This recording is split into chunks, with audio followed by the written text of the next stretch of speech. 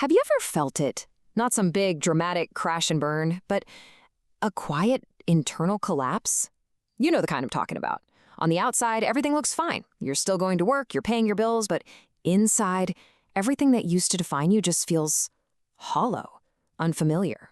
And you're probably asking yourself, what is going on? Why is my life unraveling? It is a terrifying feeling, right? This quiet loss of direction.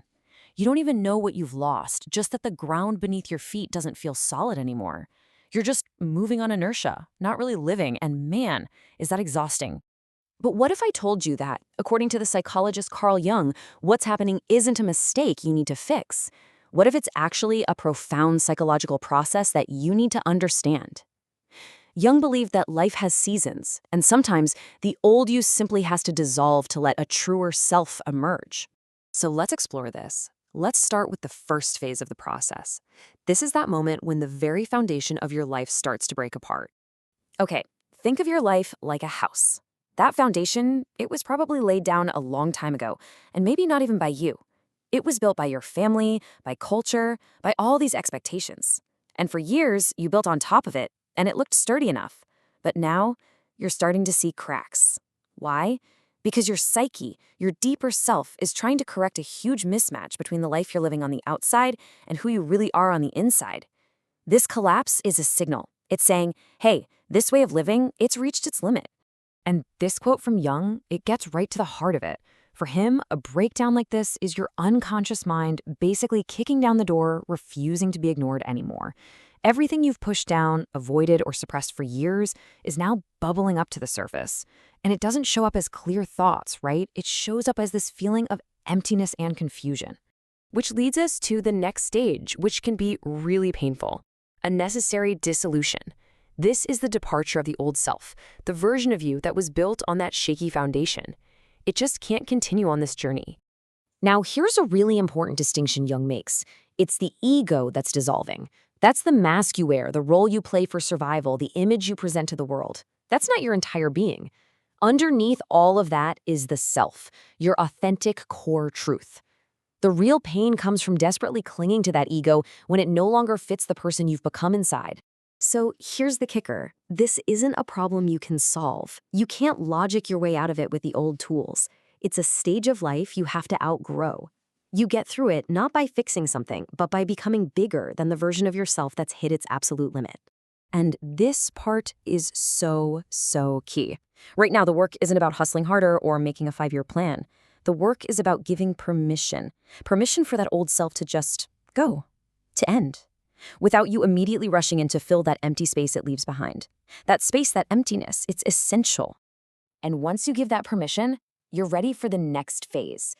This is about consciously entering what Jung called the dark region of the soul. And this is where you meet your shadow. Now, the shadow isn't evil.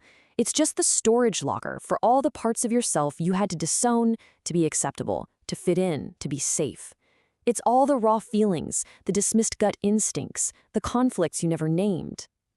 You see, Jung saw this as a moral challenge. It forces you to look at the things you really don't want to admit about yourself. And the goal isn't to get rid of the shadow. It just wants to be seen.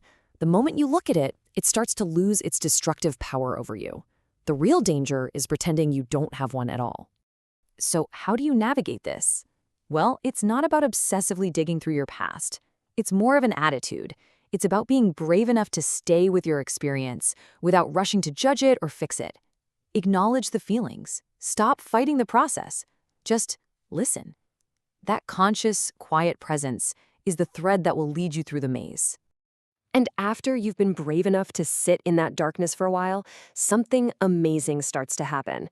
The chaos is no longer just destructive. It starts to rearrange you from the inside out. This is the path to rebirth.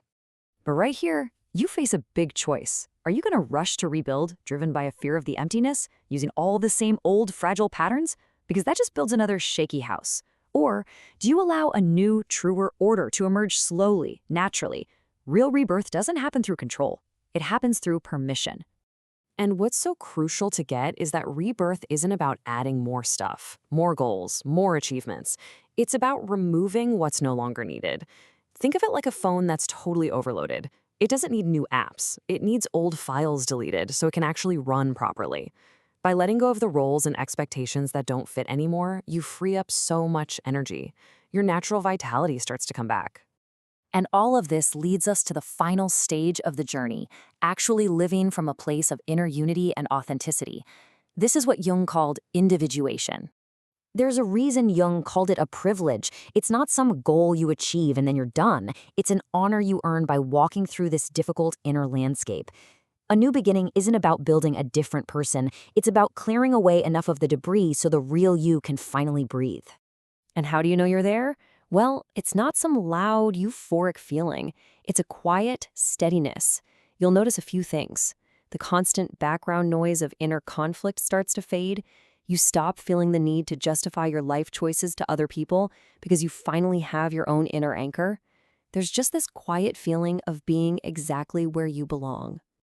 And let's be totally clear about something. This process doesn't promise an easier life. You're still going to face challenges. But what it does promise is a life with less inner conflict. You're no longer at war with yourself, no longer feeling like you're playing the wrong part in your own life. You're no longer split between what you do and who you really are. So when everything feels like it's collapsing, maybe it's not the end. Maybe it's a turning point that's forcing you to meet who you are without the performance. Maybe beginning again isn't about pushing forward at all. Maybe it's just about finally coming home. It's about that moment you finally stop fighting against yourself.